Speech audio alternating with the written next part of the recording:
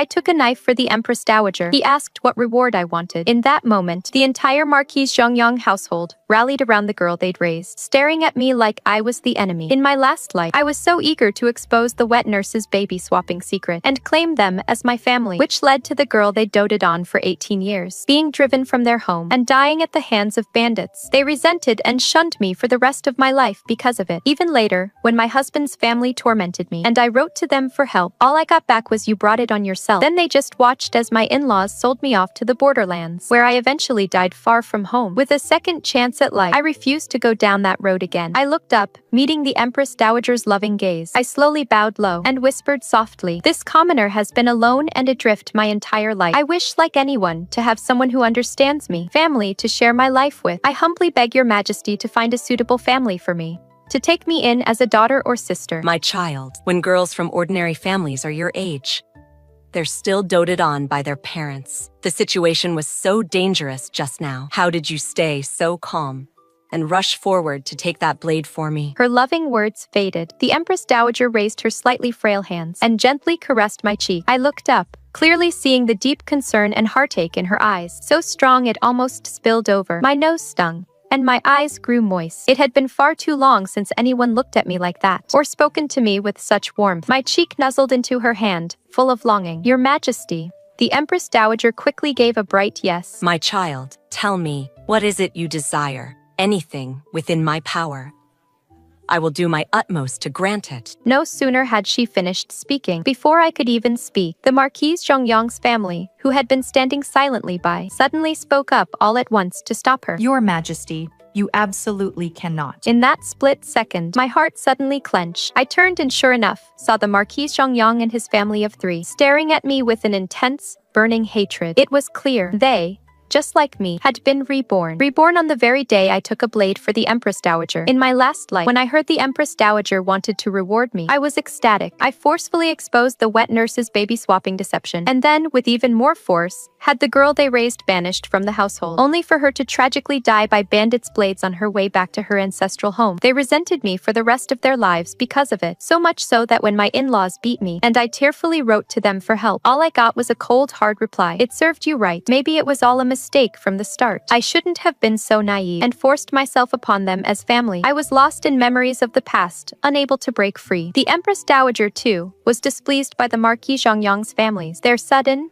presumptuous interruption. Deeply displeased, she slammed her hand down hard on the table and snapped, "Impudence." As her words rang out, the entire Marquis Zhongyang family immediately knelt down in terror. The Marquise Zhongyang's wife stammered nervously, "Your Majesty, please calm your anger. This subject only believes that this girl's sacrifice to save your Majesty was simply her duty and shouldn't be asking for a reward. She is just an insignificant commoner. A bit of money to dismiss her should suffice. Why would your Majesty need to make a personal promise?" With those words, the Marquis Zhongyang's wife clearly intended to completely slam the door shut on me ever being recognized as family. Looks like this time around, she wants even less to have anything to do with me. I dropped my gaze, hiding my disappointment. A bitter smile tugged at my lips. Fine then. I'll give her what she wants. I'll just consider it repayment for giving birth to me. But the Empress Dowager suddenly flared up at her words. She snapped, "Nonsense. Who in this world isn't born of a father and mother? If this child gets hurt, her parents would be heartbroken too." At her words, the Marchioness of Zhongyang, who'd been arguing so vehemently, suddenly went quiet. She instinctively turned to look at me, but she saw my eyes cast down, my aura calm and contained. It was strangely endearing. She opened her mouth as if to speak, but the Empress Dowager cut her off. Then she turned to me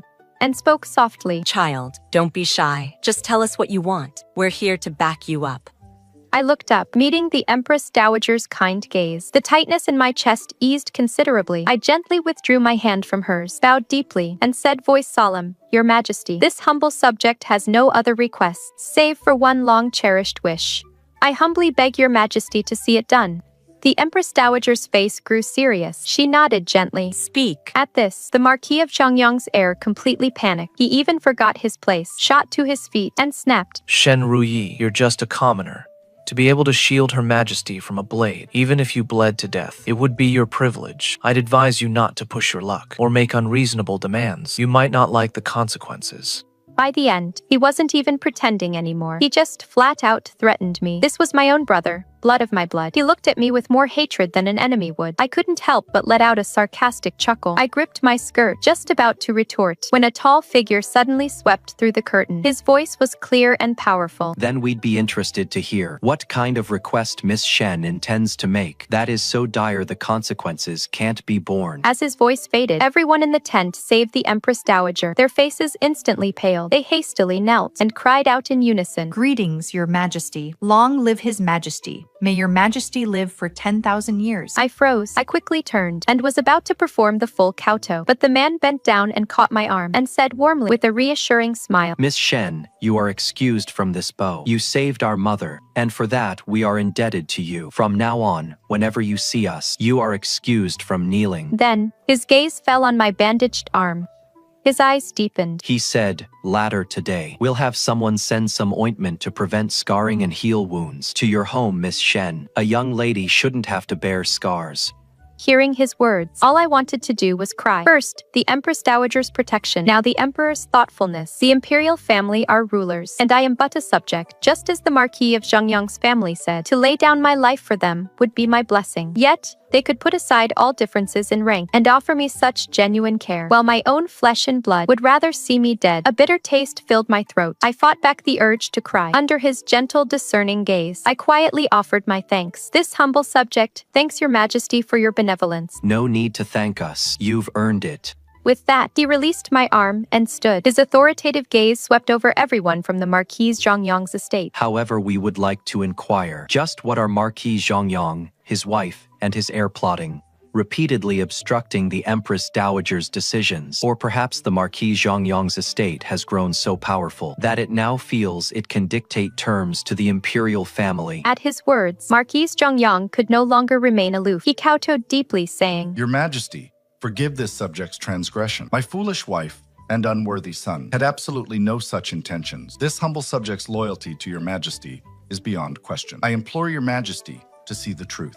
The Emperor scoffed. It had better be. He turned and took a seat beside the Empress Dowager. Then, picking up where he left off, Miss Shen, please, speak your mind. What is it you need? That requires mother's intervention. With even the Emperor having spoken, the Marquis Zhengyang's family knew there was no turning back for them now. Every gaze directed at me was filled with bone-deep hatred. I lowered my eyes, taking in the sight of them unified against a common foe. In my past life at this very moment, I was overjoyed, believing I'd soon be reunited with my birth parents, and full of happiness. I never even noticed. There wasn't an ounce of joy in their eyes when they looked at me, only disgust and wariness. I used to believe blood was thicker than water, that once my true identity was revealed, they'd treat me just like they treated Shen Mingju. But ultimately, it was all just a one-woman show. A fantasy I'd created for myself. Miss Shen. Seeing my prolonged silence, the chief eunuch, bowing respectfully beside the emperor, couldn't help but gently prompt me. I snapped back to reality, took a deep breath, and bowed once more. Your Majesty, Empress Dowager, this humble subject has been alone and destitute since childhood, with no father or mother, and has never known the warmth of a family.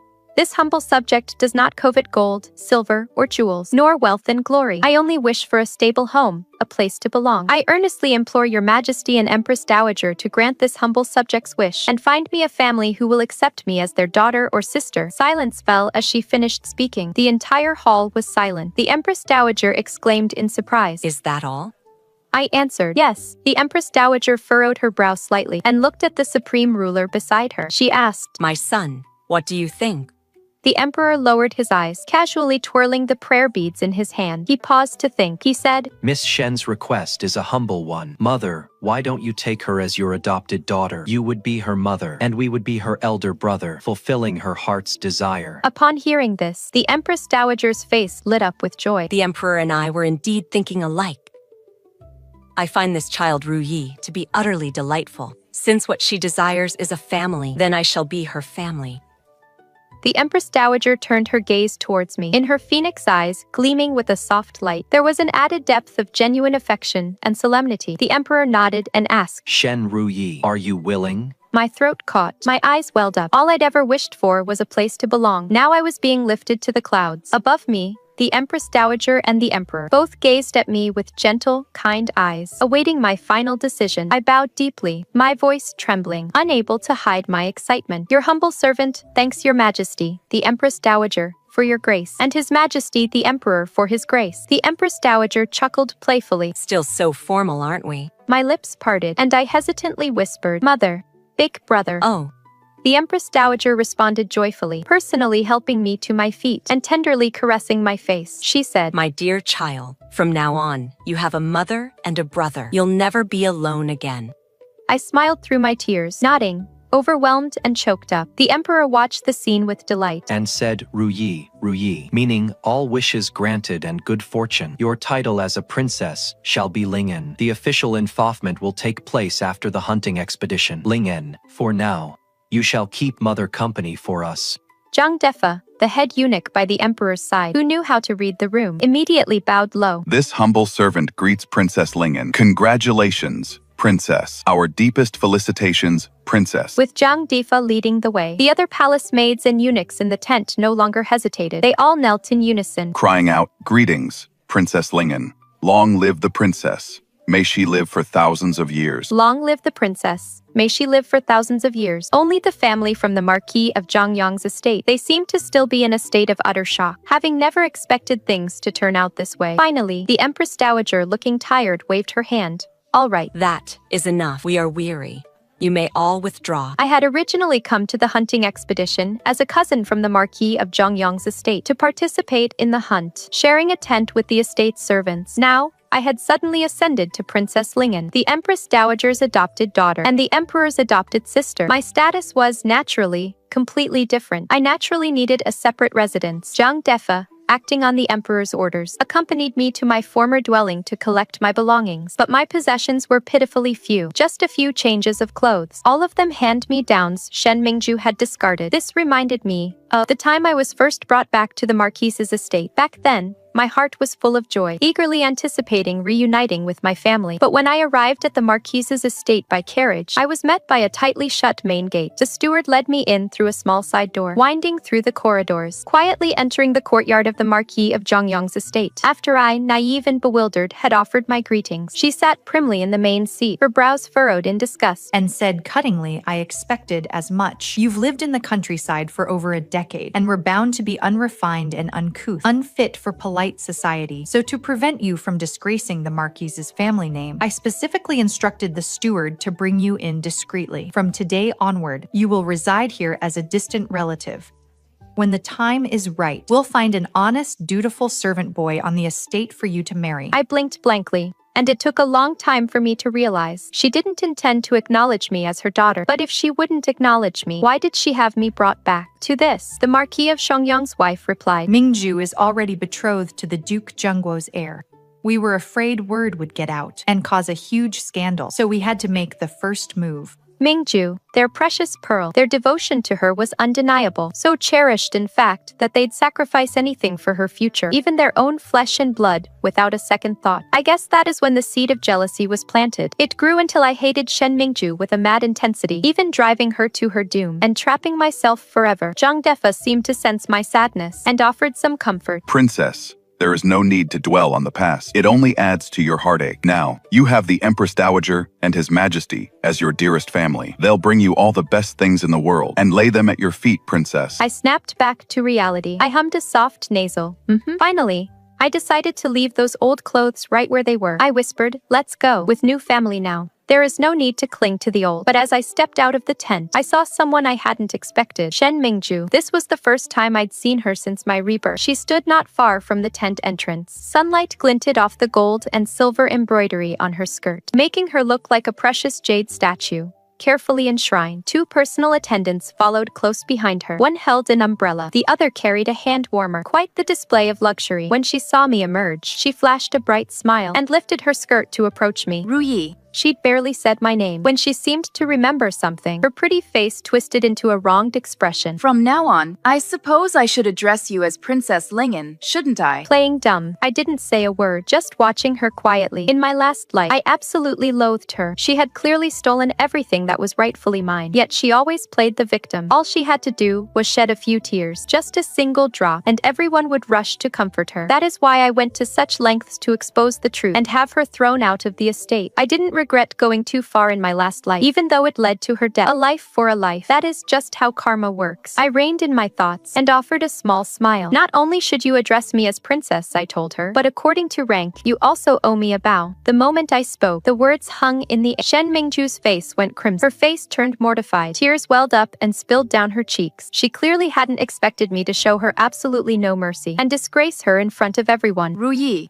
Shen Mingju's voice went soft. I know you're upset, but during your time at the Marquise's estate, I truly believe I treated you well enough. The implication being that I had no reason to make things hard for her. I stared silently into her tear-filled eyes. Suddenly, I found it all rather laughable. Treated me well enough. What was she even talking about? Her feigned generosity, giving me her hand-me-down clothes. Or when the Marquise's servants gossiped, calling me a poor relative just sponging off the family. And her kind interventions, her casual comfort afterward. Ru Yi, don't take what they say to heart.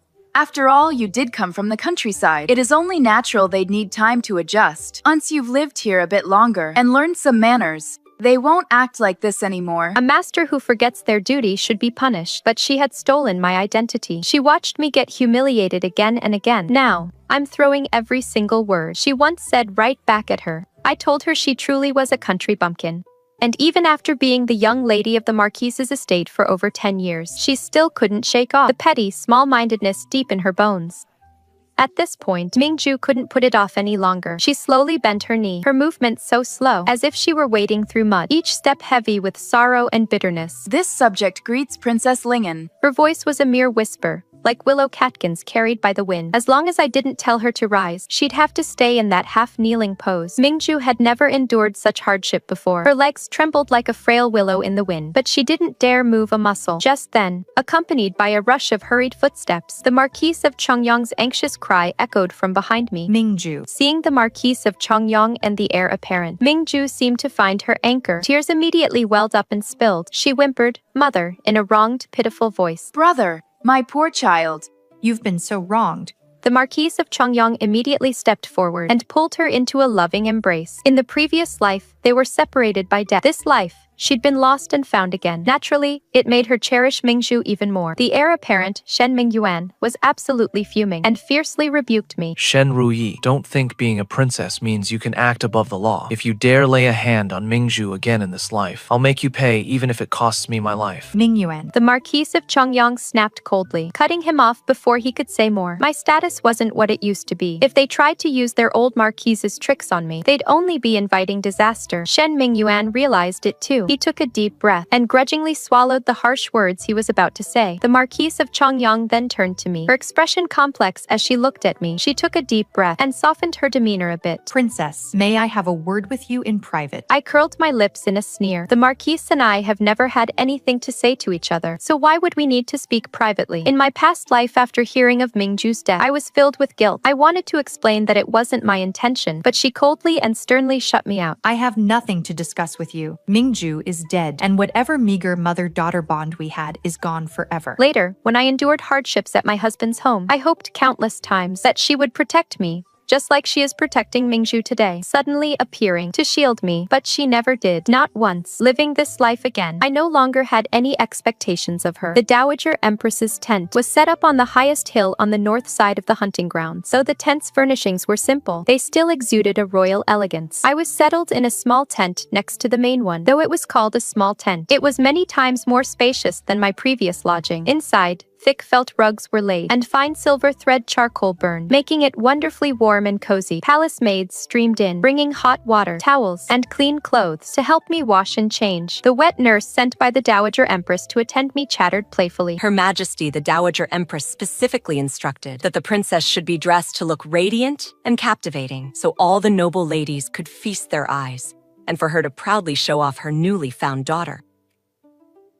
Every word revealed the Dowager Empress's precious regard and deep affection for me. My thoughts drifted. I thought back to before. Back then, when I suddenly found out I had a mother too. I'd rushed to sit before the mirror, getting ready. I pulled out the only decent outfit I owned and put it on, practicing my bows over and over in the mirror, and thinking about what I should say, or what kind of smile would be just right. But what I got instead were tightly shut doors and a stolen identity. My birth mother claimed I grew up in the sticks, too crude to bear, but she seemed to forget one thing. It was her precious adopted daughter who'd taken my place. That is why I ended up like that. Even after the truth came to light, all she still wanted was to erase me. As I was lost in thought, a graceful figure quietly drew near. She gestured to the maids and nannies, who almost cried out in surprise. She gently raised a finger, making a shushing gesture. Then she took a phoenix tail hairpin and placed it in my hair, carefully adjusting it. She looked at me, smiling. This hairpin, it makes Lingen look even more elegant.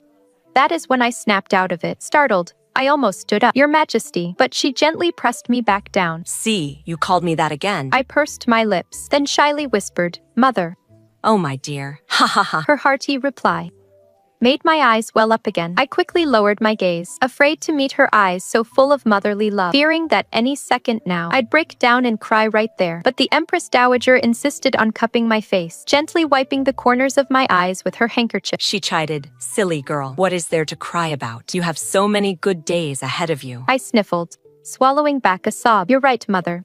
The Empress Dowager nodded, pleased. Then she turned to look at my reflection in the mirror, looking me over from every angle and reaching out to smooth a few stray hairs by my temples. Then finally, she took my hand and stood up. Come, let's go to the banquet. My heart warmed. I let her lead me out of the tent. Outside the tent, dusk was settling. The setting sun painted the whole hunting ground in hues of gold and crimson. A cool evening breeze swept through, and cooking smoke drifted lazily into the sky. Noble women gathered in small groups, chatting casually. Seeing the Empress Dowager emerge, they all bowed deeply. The Empress Dowager waved her hand dismissively, secretly gripping my hand tighter when I tried to pull it back. She announced loudly, You may all rise. I'm sure you've all heard the news.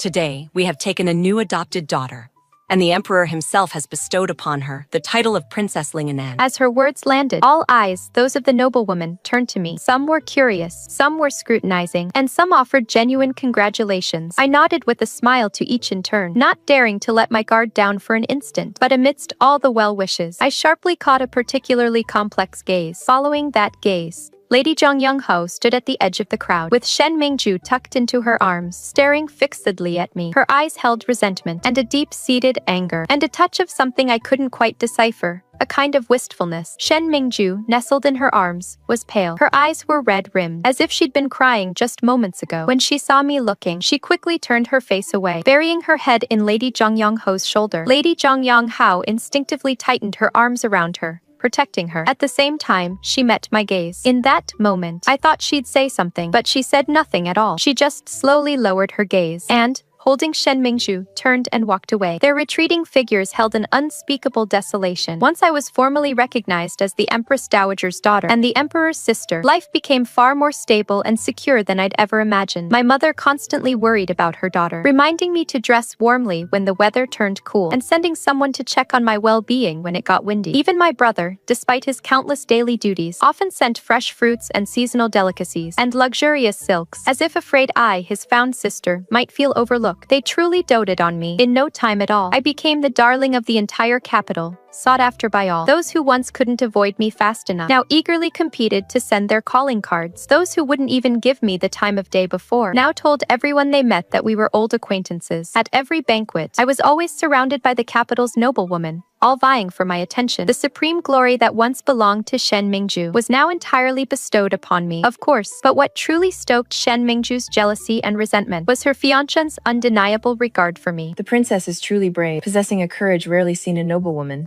I heard that on the day the Empress Dowager was attacked, the Imperial Guard had all been deployed elsewhere. It was the princess who remained calm amidst the chaos and stepped forward fearlessly. Wei Xiaoyuan, the heir to the Duke of Zhengguo's estate, revered courage, and his words were filled with nothing but admiration for me. I subtly lowered my gaze and offered no reply. You flatter me, young Master Wei. Wei Xiaoyuan simply smiled and didn't say anything further, then turned and walked away, joining his companions. He had only paused briefly to exchange a few words with me, yet it was enough to ignite Shen Mingju's intense jealousy. I turned my head and was met with her face, etched with jealousy and pure resentment. Shen Ruyi, she began. I suppose you're feeling quite pleased with yourself right now, aren't you? You didn't manage to reclaim your rightful place as the legitimate daughter of the Marquis of Zhongyang's estate, yet you instantly became Princess Lingen, and even made my fiancé look upon you with such favor. I replied calmly, "You're overthinking things." After this period of calm reflection, I finally had an epiphany just how narrow-minded I had been in my past life. Because of a momentary obsession, I had trapped myself in a tiny world of trivial gains and losses. But fate, it seems, has a twisted sense of humor. This time, it was Shen Mingju who was left to curse the heavens and lament her fate. Months later, a grand palace banquet, held to celebrate a major victory at the border, commenced in the imperial garden. The lanterns blazed, making it as bright as day. During the feast, the emperor raised his cup and declared with a hearty laugh, "This magnificent victory is largely thanks to the border defense map drawn by Princess Lingen, which allowed our great Liang soldiers to clearly understand the opposing faction's movements, seize the initiative, and defeat the many with few, achieving a complete victory." No sooner had his words fallen than Shen Mingyuan instinctively gasped. How could Sudi have drawn it?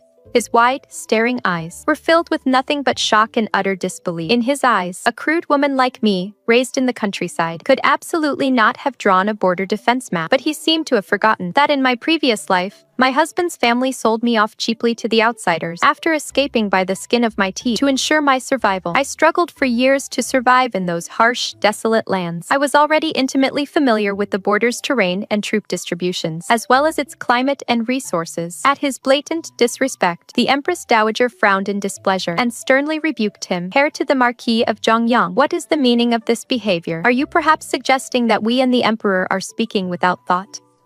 Shen Mingyuan's face flushed crimson, and he stammered urgently, "Your Majesty, that map was clearly impudent." The Marquis of Zhongyang sharply interrupted. Leaping to his feet, he snatched the wine cup from Shen Mingyuan's hand and splashed it across his face. He roared, "You insolent child, such outrageous words, and before the Emperor. Now kneel and beg forgiveness from His Majesty, the Empress Dowager, and the princess." Shen Mingyuan wiped the cold wine from his face, still defiant inside. He started to argue, but then he looked up and met the emperor's amused, almost mocking gaze. A shiver ran down his spine. He snapped back to his senses. Quickly he knelt and kowtowed, pleading for mercy. "This subject spoke out of turn due to drink, and offended your imperial majesty, and dared disrespect the princess. This subject knows his transgression." The emperor, idly swirling his wine, calmly said, "Rise. We'll let it slide this time, but if it happens again, you won't be so lucky." With that, the emperor fell silent. Then, the chief eunuch Shang Defa, who had been quietly attending by His Majesty's side, stepped forward, flicked his whisk, and announced in a loud voice, "By imperial decree,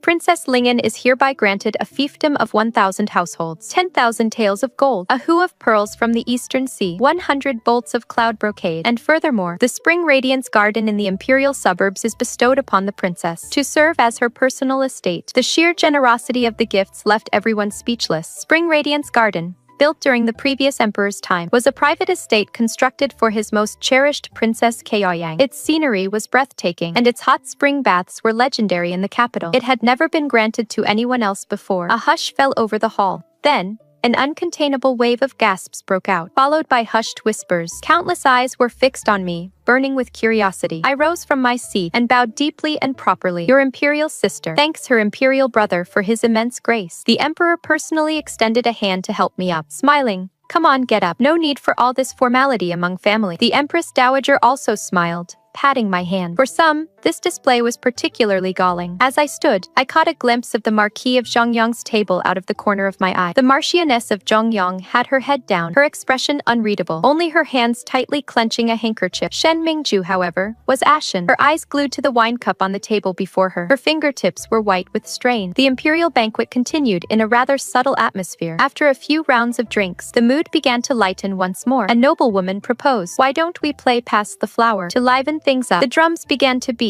Tevin Dum Dum. A silk flower was swiftly passed among the guests. Suddenly, the drumming ceased. The silk flower, as if guided, landed perfectly in my hand. All eyes in the hall converged on me once more. At that moment, Shen Mingju, seeing this, excitedly sprang to her feet. She gloated, "Princess Lingen, you've made such an incredible contribution to our border victory and received such lavish rewards from His Majesty. And now you've even won the first round. Shouldn't you grace us with a performance to add to the festivities?" The Marchioness of Zhongyang frowned in disapproval. "Mingju, Princess Lingyan is of noble status. All the more reason then. Shen Mingju cut her off loudly, her eyes burning as she stared at me. After all, she continued, it has always been our tradition in Great Liang for the ruler and the people to share in joy. Isn't that right? Princess Lingyan herself came from the common people. If she were to forget her origins and become arrogant and self-important now, wouldn't that be a disservice to the love and esteem of His Majesty and the Empress Dowager and the hopes of the common folk? Everyone knows I grew up in the countryside. I never learned to play the zither, chess, calligraphy, or painting. Shen Mingju knew this perfectly. She was intentionally putting me on the spot. She fully intended to make a fool of me. I frowned slightly. I was trying to figure out how to handle it. Then,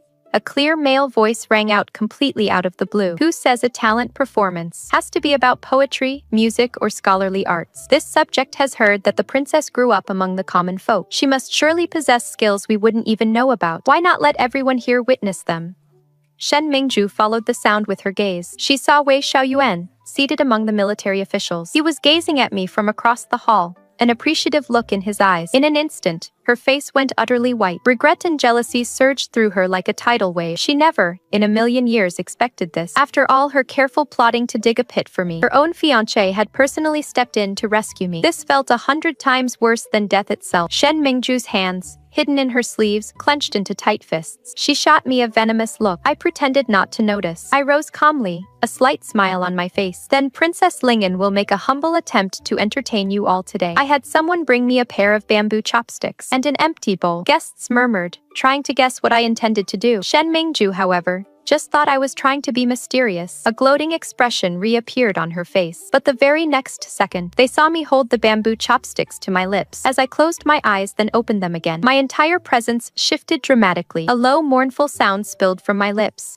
It was the sound of the north wind howling across the Gobi Desert, whirling with sand and grit. The bamboo chopsticks trembled slightly. Slowly, the wind's cry blended with the thunder of hooves, the clang of armor, and the mournful wail of war horns. The previously boisterous hall instantly fell silent. Everyone's eyes were wide with disbelief. They stared at me in utter disbelief. I flicked my tongue against the roof of my mouth. The thud of hooves grew from a distant rumble to a pounding crescendo. My hands lightly patted my chest. The clatter of metal armor rang out. From my throat, the mournful cry of a bullhorn rumbled, deep and tragic. It vibrated deep in every person's chest. In my past life, when I was stranded at the borderlands, I met an old soldier. He had once been a scout, delivering messages in the army. He used vocal mimicry to transmit messages, mimicking birds and beasts to sound alarms. During our time together, he taught me these skills, just as everyone was deeply immersed in my exquisite vocal performance. All the vivid, clamorous sounds abruptly ceased. In the profound silence, a single sigh, light as the wind through an empty tent. Then I opened my mouth and began to sing. In March, when willows turned to gold, I sent my sweetheart off to Dunhuang Old. In June, when days stretched long and hot, the border parched, the earth forgot. In September, autumn winds blow chill, in northern lands, frost falls still. In December, snow blankets the sky, a victory message at Jade Gate flies. Don't ask how many lie beneath the sand, just know brave men defended our land. Daughters don't wait on, year after year. My voice wasn't loud. It carried the rough grit of desert sand, the burning bite of strong liquor. Mother, your son won't be coming home. The final line, a whispered breathy murmur, faded into silence. The entire hall was utterly silent. Wei Xiaoyuan was the first to snap out of it and started to applaud for me. Princess Lingyan, that performance of yours spoke volumes. From that day on, my reputation spread far and wide. The title of Princess Lingyan became truly fitting. No one dared to criticize it anymore. The Marquis of Xiangyang, who had always ignored me, actually stopped me after a court assembly one day, blocking my way in front of the archway. I raised my eyes, my gaze cold. Marquis of Xiangyang, what can I do for you? The Marquis of Zhengyang began. Shen Ruyi, in this life, though you've won the emperor's favor and risen to become a princess, you still have the blood of my Shen family flowing in your veins. No matter what happens, that is a fact no one can deny. The corner of my lips curled into a sneer. And your point is? Royal affection can be fleeting, but your family can be your shelter. The Marquis of Xiangyang stated. He was implying I should use my status as a princess to pave the way for him and Shen Mingyuan to climb the ranks. I couldn't help but laugh. I laughed a bitter, shaking sound. I scoffed. Marquis, you've been in these political circles for years and lived 2 lifetimes. How can you still be so naive? Royal affections run cold, but your entire Marquis Zhongyang household. Were your actions towards me in my past life any less cruel? No, you were utterly heartless and ungrateful, cold-blooded to the core in fact. And you dare talk about family protection? Then I must ask you, Marquis, in my past life, when my husband's family tormented me and sold me off to the border, where were you then? And where was this family you're so quick to champion? And now you come to me, talking about family protection. Doesn't that sound incredibly hypocritical? The resentment was always there, simmering. It was impossible for it not to be. I just kept it buried deep. Once unleashed, it poured out like a dam breaking, and couldn't be stopped. Marquis, let me make one thing perfectly clear. Times have changed. While I may not wield limitless power, with my status as Princess Lingen, to uproot your entire Marquis Zhongyang household, I'm perfectly capable of doing just that. My words left the Marquis Zhongyang's face an ugly shade of green. His lips quivered for a moment, unable to utter another word. I turned and walked away, my steps unhurried and calm. I'd only taken a few steps when his heavy voice reached me from behind. Are you truly going to be so unforgiving? My steps didn't falter. I simply replied coolly, Marquis, I'm not the unforgiving one. That would be all of you. Back at the princess's residence, my personal maid, Qinghe, came to greet me and quietly said, Princess, you're back. Her Majesty the Empress Dowager just sent over some fresh cherries. She said they were the first of the season's tribute and saved them just for you. I gazed at the basket of plump, glistening red cherries, and a warmth spread through my chest. Get my brush and paper ready. I want to write a formal thank you to my mother. Qinghe nodded and went to fetch them. I sat by the window, picked up my brush, ready to write, but then hesitated, setting it down. Outside, the crabapple blossoms were in full bloom. A gentle breeze swept through, sending petals fluttering to the ground. Everything from my past life flashed before my eyes like a revolving lantern. The humiliation of being rejected, my birth mother's cold indifference and cruelty, my birth father's utter disregard, my brother's utter disdain, the abuse and degradation at the hands of my husband's family, who then sold me off, the biting winds and frost of the frontier, and that desperate plea for help which vanished without a trace, and the dismissive, you brought it on yourself. But all of that, with my rebirth, was left behind in my past life. In this life, I am Ruyi. I am Lingen, with the Empress Dowager as my mother, the Emperor as my brother, and my own title, estate, and lands. No longer do I need to grovel or beg for anyone's attention or affection, but for the Marquis Zhongyang household, their reckoning has only just begun. The Duke Zhengguo's family officially called off the engagement to the Marquis Zhongyang household. The reason was simple. My true identity as the legitimate daughter of the Marquis Zhongyang household had finally been exposed by someone with an agenda. Wei Xiaoyuan simply stated, My Wei family does not ally itself with the heartless and dishonorable. Shen Mingju completely lost it on the spot. She lunged at the Marquis Zhongyang, the Marquis Zhongyang's wife, and Shen Mingyuan, screaming and yelling, throwing a tantrum, and demanding answers. All traces of her usual gentle demeanor gone. Why didn't you acknowledge her back then? If you had just recognized her from the start and raised her properly here, Xiaoyuan never would have broken off our engagement. Now I have nothing left. Everything's gone. The Marchioness of Zhongyang collapsed into the grand armchair, racked with remorse. Tears streamed down her face, unable to utter a single word. The Marquis of Zhongyang, however, couldn't stand to see Shen Mingju acting so deranged and wild. He slapped her hard across the face and roared angrily, Shut your mouth. What right do you have to blame us? When it comes down to it, our refusal to acknowledge her was all for your sake, wasn't it? For you. We abandoned our own daughter, becoming heartless and ungrateful people, and now you're repaying our kindness with malice and turning the blame on us. Do you even realize how much Mingyuan and I are shunned at court now?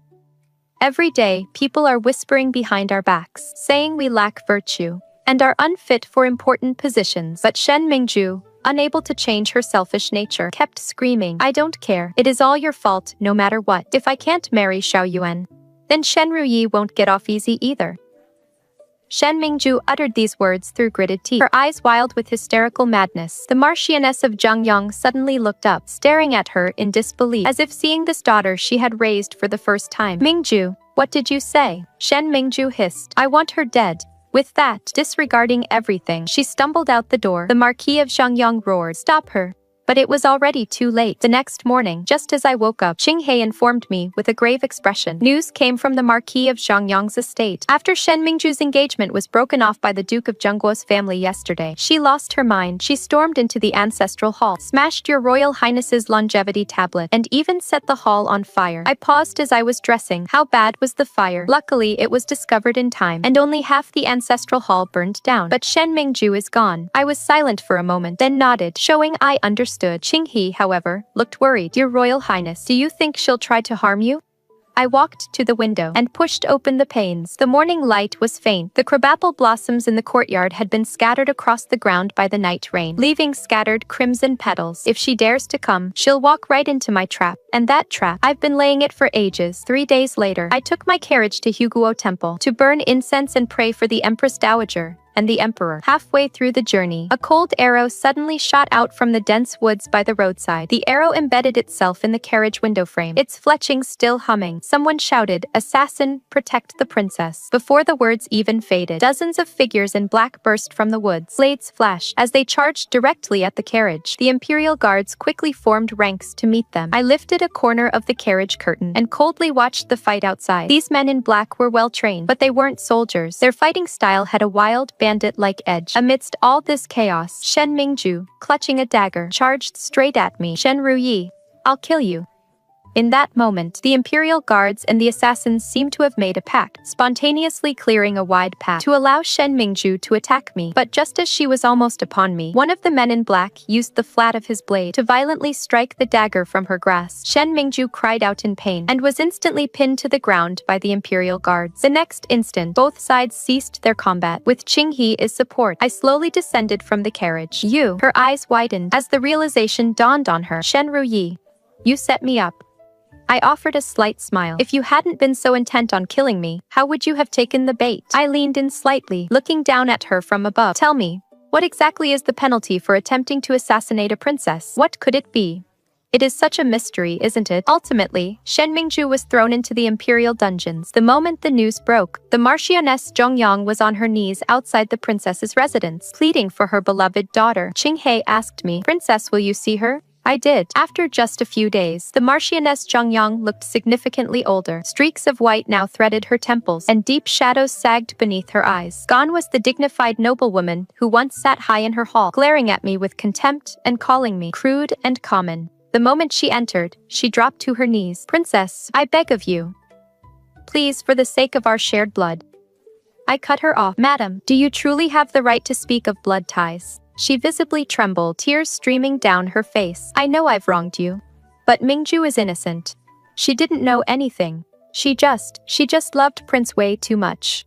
"Innocent?" I let out a mocking laugh. "I'll grant you, in my past life, I wronged her. My jealousy turned to hatred and led to her untimely demise. So you hated me. You cast me aside. You stood by and watched me perish. I accept all of it. But in this life, have I hurt her in any way? I never exposed her true identity. I never forced her from the household. I never even touched a hair on her head. She was the one who kept pushing. She was the one consumed by jealousy. She was the one." I paused. Then I spoke, each word weighted. "She brought this all upon herself."